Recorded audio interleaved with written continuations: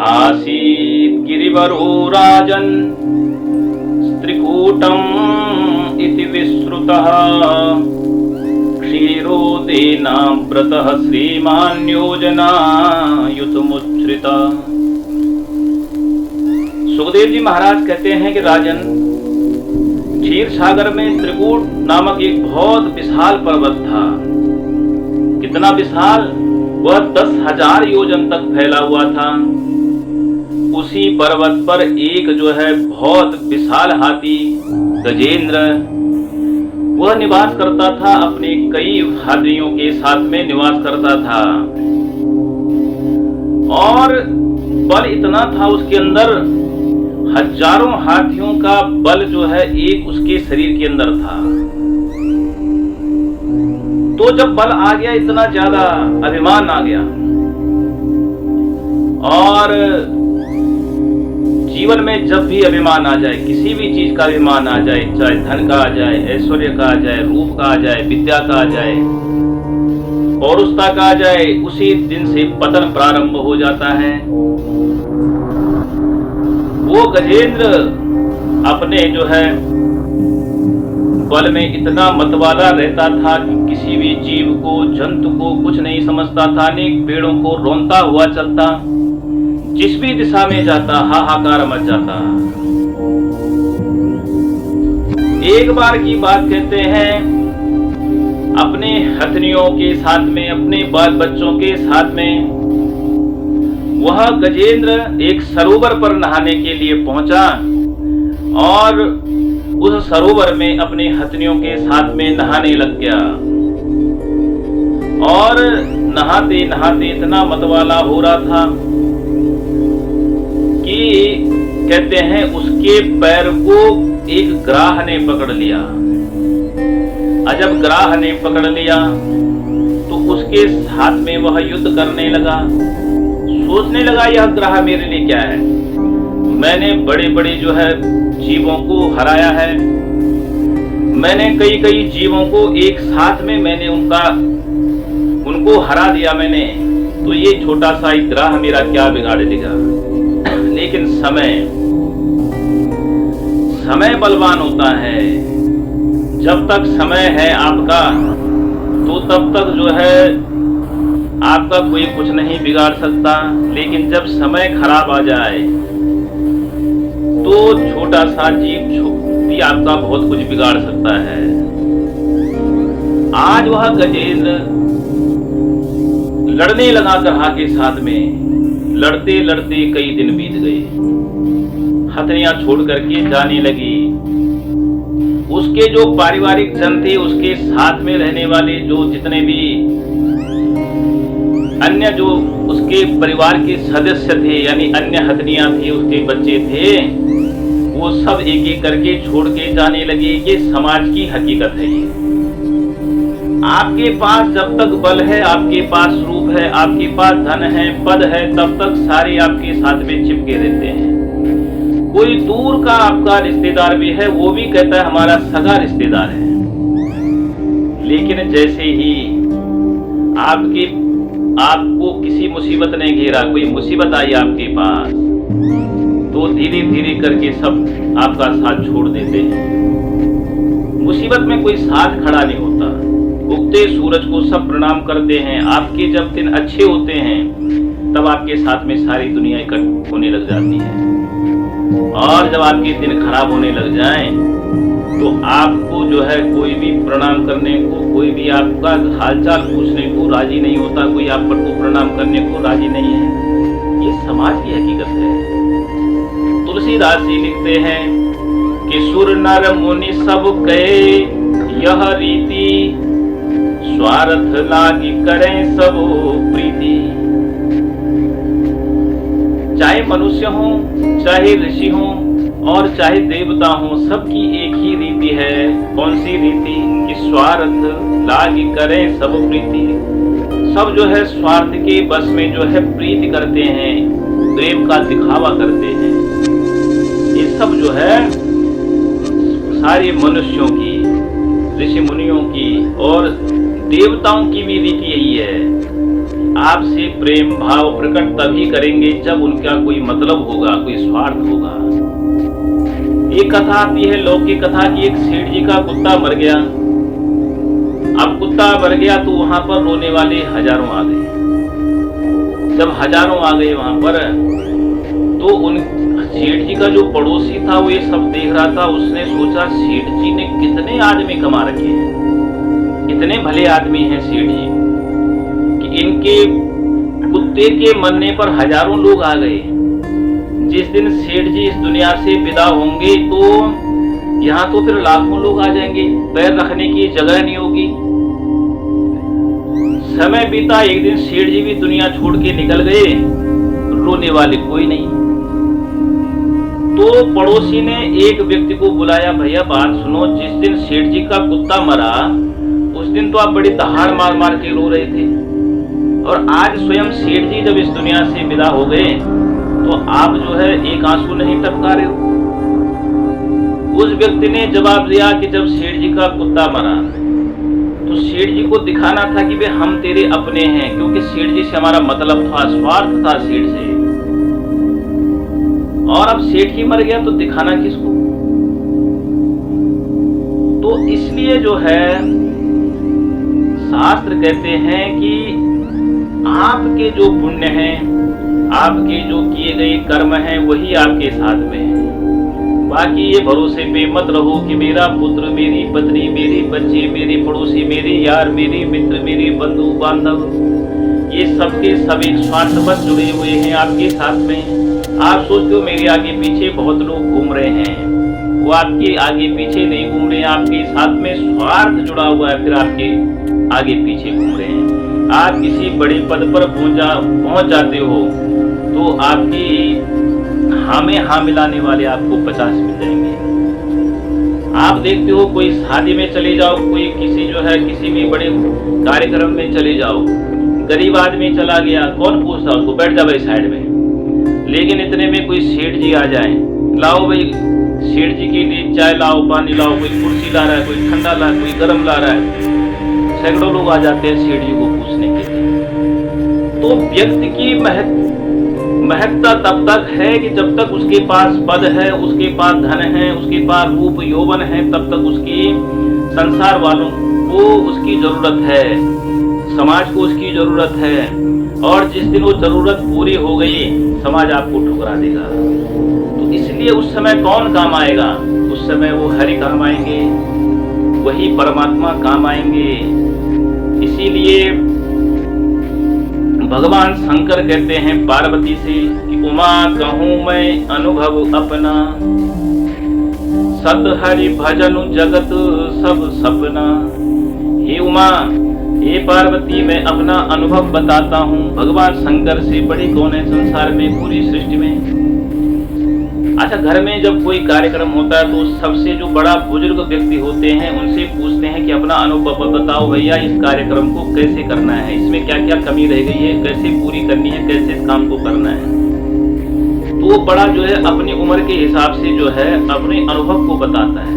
भगवान शंकर तो जो है देवों के देव महादेव हैं, कालों के काल महाकाल हैं, सब कुछ जानने वाले हैं। तो अपना अनुभव बता रहे, हे देवी, मैं अपना अनुभव बताता हूँ कि हरि के भजन के बिना, सत्य हरि के भजन के बिना ये जो है सारा संसार क्या है, ये जो है सपना की है, सपने की तरह है। सपने में कोई राजा बन गया, कोई फकीर बन गया, सपने में किसी की बच्ची हो गई, कोई पहाड़ से गिर गया, किसी को कुत्ते ने काट दिया, किसी ने भूत देख लिया, प्रेत देख लिया, किसी की नौकरी लग गई, किसी का व्यापार ठप हो गया सपने में। लेकिन जैसे ही नींद खुली देखा कुछ नहीं था। ऐसे ही ये संसार में जब हम आए तो हमने नाना प्रकार के सपने देखे। कितने कैसे सपने देखे? बोला रात्रिर्गमस्यति भविष्यति सुप्रभातम, भास्वानुदेश्यति हंसस्यति पंकजश्री, इत्थं विचिन्तयति कोशगते द्विरेफे, हंत हंत नंदनीम गज उज्जहार। कवि ने जो है एक भंवरे की कल्पना करी कि एक भंवरा जानते हो, बोला एक भंवरे की कल्पना करी कि वो भंवरा किसी कमल के पुष्प के अंदर फंस गया, कमल में के पुष्प में बैठा हुआ था, रस चूसने में इतना व्यस्त था कि सूर्य अस्त हो गया। और जब सूर्य अस्त हो गया तो कमल की जो पंखुड़ियां थी वो बंद हो गई। आज जब बंद हो गई तो उसी के अंदर वो बेचारा फंसा रहा। लेकिन फंस गया तो परमात्मा का चिंतन तब भी नहीं कर रहा है। क्या सोच रहा है कि रात्रि गमस्यति भविष्यति सुप्रभातम, रात बीतेगी, सुंदर सुबह होगी और सूर्य उदय होगा, फिर से कमल की पंखुड़ियां खिलेंगी और मैं इस रस को चूस करके अपने छत्ते में जाऊंगा, बहुत सारा रस इकट्ठा करूंगा, शहद बनाऊंगा। और इतने में क्या हुआ, काल रूपी हाथी आया, उस कमल पुष्प को रोनते हुए निकल गया, उसके अंदर वो भंवरा वहीं दब करके मर गया। तो कवि का कहने का आश्रय यही है कि हम भी जो है इस संसार रूपी कमल के पुष्प में फंसे हुए हैं। इसकी जो पंखुड़ियां हैं, ये पंखुड़ियां क्या हैं, ये जो है रस रूप गंध आदि जो हमें फंसा रहे हैं, ये जितने हमारे रिश्तेदार हैं, इनके रूप में हम फंसे हुए उनके अंदर। अब फंसे हुए तो क्या करें, तो हम उसमें बैठे बैठे भी फिर सपने देख रहे हैं। क्या देख रहे हैं, मनुष्य क्या देख रहा है, ये बुढ़ापे के लिए मैंने पेंशन योजना बना दी, ये मैंने अपने लिए बुढ़ापे के लिए ये काम कर दिया, इतना मेरा बैंक बैलेंस है, मेरे बच्चे पढ़ लिख करके बड़े हो गए, मेरी बुढ़ापे में सेवा करेंगे। लेकिन जब तक जो है आप ये सब चीजें बिचहारी कर रहे हो, तब तक जो है काल रूपी वो जो है हाथी कब आ जाए और भंवरे के रूप में हमारे कमल पुष्प के अंदर मृत्यु हो जाए। तो इसीलिए जो है भगवान शंकर भी कहते हैं कि उमा कहूँ मैं अनुभव अपना अनुभव बता रहा हूँ, क्या करो, हरि का भजन करते हो। वही हरि का भजन जो है वह इंसान के लिए, किसी भी जो है मानव के लिए पहला धर्म है हरि का भजन। सब कर्म करते हैं, बच्चे भी पालने हैं, माता पिता की देखभाल भी करनी है, रिश्तेदार सगे संबंधी सबको देखना है, सबकी आप गृहस्थ जीवन में तो सारे के कर्म करने ही हैं। लेकिन उनके साथ साथ में सबसे जो मुख्य कर्म है वो है आपका जो है हरि के प्रति प्रेम। जब वो हरि के प्रति प्रेम होगा वही सत्य है, बाकी तो सब झूठे हैं। भागवत की कथा आप सुनते हो, पहले जो है पहला श्लोक है सत्यम परम धीमहि। पहला श्लोक सत्यम परम धीमहि, हम जो है सत्य को प्रणाम करते हैं। सत्य कौन, वो परमात्मा। अब किस रूप में आप मानते हो उसको? उन्होंने राम जी को नहीं कहा, उन्होंने कृष्ण जी को नहीं कहा, उन्होंने वामन के रूप में नहीं कहा, उन्होंने जो है नरसिंह की आराधना के रूप में नहीं कहा, उन्होंने कहा सत्यम परम धीमहि। यानी जिस रूप में भी आप मानते हो, आप नरसिंह के रूप में मानो, भगवान वामन के रूप में मानो, आप राम के रूप में, परशुराम के रूप में, कृष्ण के रूप में, जिस रूप में भी मानते हो, लेकिन उस सत्य को मानो, क्योंकि वही सत्य है और उसी को ही मानना पड़ेगा। अंत में उसी की शरणागति होना है। तो इसलिए कभी भी कहते हैं कि जो है साँच बराबर तप नहीं, झूठ बराबर पाप। और जाके हृदय साँच है ताके हृदय आप। जिसके हृदय में सच्चाई है, साँच है, सत्य को जो जानता है, जो सत्य की परिभाषा को समझता है, उसके हृदय में ही परमात्मा बसते हैं। और भागवत की का जो प्रथम जो है महात्म्य है, महात्म्य का पहला जो श्लोक है उसमें सच्चिदानंद रूपाया, उस रूप में भगवान की आराधना करिए। सच्चिदानंद के रूप में, सत्य चित्त और आनंद के रूप में, तीन शब्द जो है उनसे ही जो है सच्चिदानंद बना हुआ है। तो उसमें भी सत्य पहला शब्द क्या है, सत्य। तो इसीलिए जो है सत्य कौन है, वही हरि है। बाकी रिश्तेदारी, नाते, संबंधी समय समय आने पर आपके बदलते रहेंगे, आपको छोड़ते रहेंगे, समय आने पर आपके साथ जुड़ते भी रहेंगे, छोड़ते भी रहेंगे। मतलब निकल गया तो छोड़ देंगे, मतलब की सिद्ध करनी होगी तो जुड़ भी जाएंगे।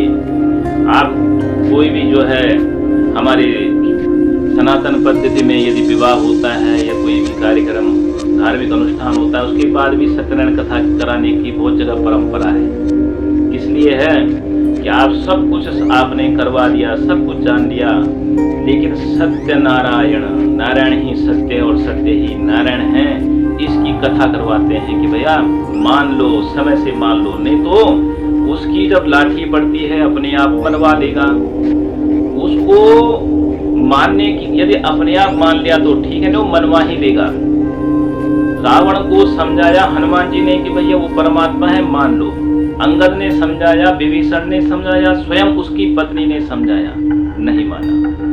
जब भगवान की लाठी पड़ी, सब कुछ खत्म हो गया, चौपट हो गया, तब मान लिया कि हे देवी, अपनी पत्नी से कह रहा मान गया मैं तो परमात्मा है। तब मान के क्या किया? इसलिए समय पर मान लो, और जब समय पे मान लोगे तो उन्होंने कहा नारायण ही सत्य है और सत्य ही नारायण है। इसीलिए सत्यनारायण भगवान की लोग कथा करवाते हैं। वही बात आज जो है उस गजेंद्र के साथ में हो गई। वह गजेंद्र जो है अभिमानी था, मेरे पास इतना बड़ा कुटुंब है, इतना बड़ा परिवार है, मेरे पास इतनी बड़ी ताकत है, इतना बड़ा बल है, इतनी बड़ी पौरुष, इतनी बड़ी जो है मेरे अंदर जो है, इतनी बड़ी ताकत है मेरे अंदर, तो उसी के दम पर वो जो है अभिमान में चूर रहता था। लेकिन अभिमान किस बात का? यदि हमारे अंदर ताकत है तो हमसे बड़ा ताकतवर वो परमात्मा, हमारे अंदर जो है, हमारे पास रूप है तो हमसे ज्यादा रूपवान हो परमात्मा, हमारे पास जो है विद्या है, हमसे ज्यादा विद्यावान हो परमात्मा, वो तो पूर्ण है। कोई भी ब्राह्मण लोग जब अनुष्ठान कराते हैं, यज्ञ कराते हैं, यज्ञ की अंत में एक आहुति होती है, उसको बोलते हैं पूर्णाहुति। उसमें मंत्र बोलते हैं पूर्णमदः पूर्णमिदं पूर्णात् पूर्णमुदच्यते पूर्णस्य पूर्णमादाय पूर्णमेवावशिष्यते। हे परमात्मा, जितना भी हमने कर्म किया, जितना भी हमने आपके निमित्त या जो अपने निमित्त जो भी हम कर्म करते हैं, सभी अपूर्ण कर्म है, क्योंकि पूर्ण हम कर ही नहीं सकते, क्योंकि हम स्वयं पूर्ण नहीं है। जब हम स्वयं ही पूर्ण नहीं हैं तो हम आपको आपके लिए पूर्णता रूपी यज्ञ कैसे करवा सकते हैं? क्योंकि पूर्ण तो आप ही हैं, और जब आप पूर्ण हैं तो सारे कर्मों को पूर्ण करने की क्षमता आपके ही अंदर है, वही तो पूर्ण है। हम सोचते हैं कि हमारे अंदर अभिमान का सारा खेल, जिसके अंदर अभिमान आ गया, भगवान कहते हैं वहीं से उसका पतन प्रारंभ हो जाता है। गजेंद्र लड़ता रहा, लेकिन भगवान की याद नहीं। लड़ रहा है, कहते हैं 1000 वर्ष बीत गई उसको लड़ते लड़ते, और जब लड़ते लड़ते 1000 वर्ष उसको बीत गए, तब तक भी अपना ही बल दिखा रहा था, तब तक परमात्मा की याद नहीं आई। ये सच्चाई है संसार की। जब तक जो है हमको जो है कुछ मिल रहा है, हम प्रोग्रेस कर रहे हैं, उन्नति कर रहे हैं, ऊपर चढ़ रहे हैं, तब सोचते हैं हम कर रहे हैं, हमारे अंदर ये पावर है, हम कर रहे हैं। जब गिरने लग जाए तब भगवान की याद आने लग जाती है। दुखों में सुमिरन सब करे और सुख में करे न कोई, जो सुख में सुमिरन करे तो काहे का होई। शास्त्र कहते हैं जब आप उन्नति करते हो, आप ऊपर चढ़ रहे हो, आप का प्रमोशन हो, आप प्रोग्रेस कर रहे हो, उस समय भगवान की याद ज्यादा करो, क्योंकि गिरते हुए को तो भगवान की याद अपने आप ही आ जाएगी। गिरते हुए को जो है भगवान की याद दिलाने की जरूरत नहीं, उसको भगवान की याद अपने आप आ जाती है। लेकिन वही व्यक्ति अच्छा है, उसी व्यक्ति को भक्त की संज्ञा दी गई जो ऊंचा उठता हुआ भी जो है भगवान का नाम ले रहा है। आप उन्नति कर रहे हो तब भी आपको भगवान का के चरणों का जो है स्मरण हो रहा है, भगवान नाम का स्मरण हो रहा है, भगवत भजन आपके मुख से निकल रहे हैं, आपके मन में वो ईश्वरीय शक्ति बैठी हुई है, तो समझो आप सच्चे भक्त हो। और उस समय आपके अंदर अभिमान आ जाए कि नहीं जी मैं कर रहा हूँ। किसी का बच्चा जो है पढ़ाई में अच्छा निकल रहा है, अच्छे फर्स्ट डिवीजन से पास होता है, कहता हम जो है अच्छे स्कूल में पढ़ाते हैं, फलानी जगह ट्यूशन लगा रखा है, इतना ध्यान देते हैं, कभी नहीं कहते भगवान की आधार, भगवान की कृपा है। वही बच्चा अगले साल फेल हो जाए तो तब कहते हैं महाराज इसकी कुंडली देखो। क्यों? जब व्यक्ति उन्नति कर रहा है तब भगवान की याद नहीं आती, जब नौकरी छूट जाए, व्यापार में कमी आ जाए, तब भगवान की याद आ जाती है। नहीं, जब आप उन्नति कर रहे हो तब भगवान की याद बना के रखो, तो भगवान भी आपका सहारा बने रहते हैं और उन्नति का जो है आपका मार्ग बनता है। वह गजेंद्र जो है, वह गजेंद्र आज निस्तेज हो गया, बलहीन हो गया और उसका बल खत्म हो गया, तब भगवान की याद आ गई। दुख में सुमिरन सब करे, अब दुख आ गया, अब निस्तेज हो गया, बलहीन हो गया, तब भगवान की याद आ गई। भगवान को पुकारने लगा कि तमो भगवते तस्मै यद एताच्चिदात्मकं पुरुषायादि बीजाय परेशाय विधीमहि। हे भगवान, मेरी रक्षा करो, मेरी रक्षा करो। परमात्मा को पुकारने लगा और मरते समय, अंत समय जब आ जाए, उस समय भगवान की याद आ जाए, तो कहते हैं सारे जीवन के जो भी पाप है वो नष्ट हो जाते हैं। भगवान कहते हैं तुरंत प्रकट हुए और कहते हैं उस ग्राह को मार करके गजेंद्र को छुड़ाया।